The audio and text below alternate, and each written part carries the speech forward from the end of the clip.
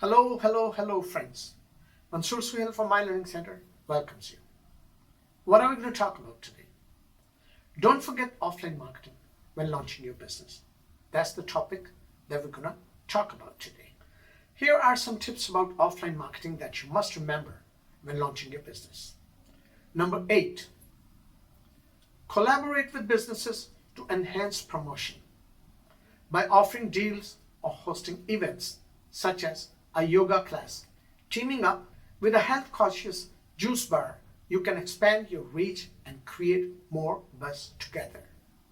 And yes, folks, check out the link in the description to explore the steps for kickstarting your business. Our detailed guide offers a step-by-step approach to initiating your journey. Please give this video thumbs up, share it with your buddies, and ring the notification bell to stay updated on content that can help broaden your understanding.